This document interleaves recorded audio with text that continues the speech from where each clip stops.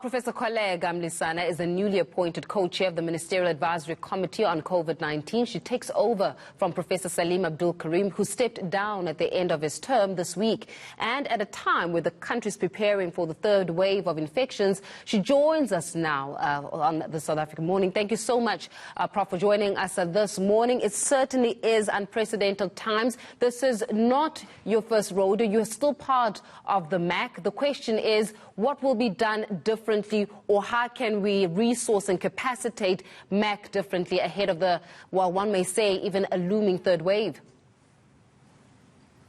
Yes, good morning, and thank you, Faith, for having me. Yes, it's correct to say, I have been part of the MAC, because I was sitting in the first MAC, that the minister put together. But I mean, and the good thing is that we really now have had, a Ministerial Advisory Committee for the past 12 months. So there's already work that has been ongoing. And so for me is to actually just come in and continue with that work, because the mandate of the advisory committee still has not changed. So it is a matter of seeing how then do we, as the scientists and other leaders from various areas within the country who are members of the MAC, how do we then advise the minister and the Department of Health on issues pertaining to COVID-19? So we will continue with that. And I was actually telling somebody, I think it was yesterday, that for me, what's going to be important is to see what are currently the advisories that are being worked on by the committee together with my co-chair, see where those are at, ensure that we finalize those, making sure that, and then looking to see what else then, what are the other priorities that we see, into the future, and how do we then craft those necessary advisories for the minister? Well, Prof, one may say that one of the biggest advisors need to come in on the basis of the vaccine rollout program. And oftentimes, government has been criticized for the lack of information when it comes to the dissemination of that vaccine, but also not that, how the rollout program will actually happen. One wondering whether or not we'll get 67% of the population actually vaccinated by the end of 2021. So how are you advising government in that regard when it comes to the clear dissemination of information as well as timelines for this vaccine rollout program? I think, as you correctly say, what's going to be important is first to see how we can advise government on how to communicate, because I think that is critical, and that's what a lot of people have been saying, that they're not clear as to what the plan is. Maybe it's not well communicated, not well articulated. So we need to find ways and means of how then we can ensure that communication that needs to go out goes out, and it is very clear and it actually is consistent. So for me, that's going to be critical. And the second thing, as you say, insofar as vaccination is concerned, is now the plan for the rollout. Right now, we know we are still using the J&J vaccine for the healthcare workers, but we really are expecting a much bigger consignment for phase 2. So it's going to be important to make sure that there's a clear plan which then gets communicated to the nation. So it's to assist government in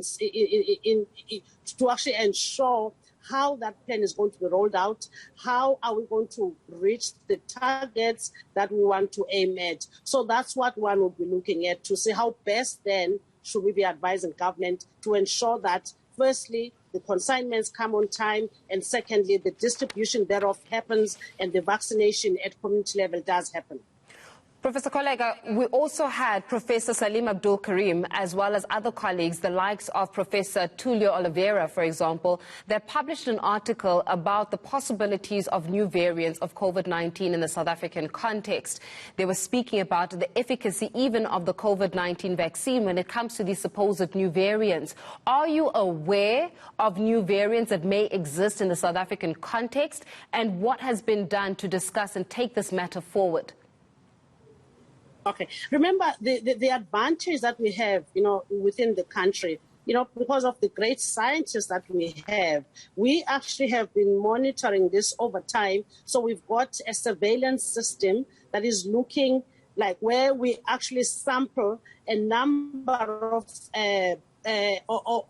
positive samples, and we genetically analyze those to monitor what variants are emerging. And that's how we managed to identify the variant that we saw around November, December. And that surveillance is continuing. So, I mean, every week, almost all the laboratories within the academic centers, they actually have got those samples, and we're closely monitoring the situation. So Professor De Oliveira, what he does in his lab and a few other labs across the country and some of the NHLS labs, we're doing that analysis. So we're able to see, are we seeing a change? Is there a new variant now or not? So the minute there's a variant that actually is of concern or a variant of note that we have not seen before, we'll be able to pick that up.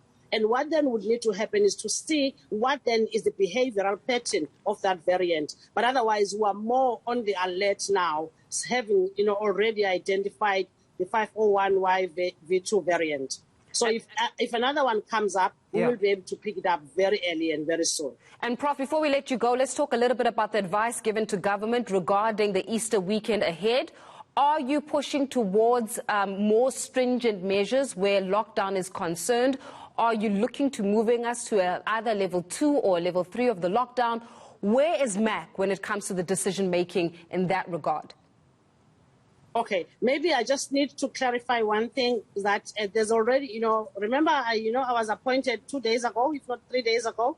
So the existing MAC has already put together an advisory which has actually gone to government.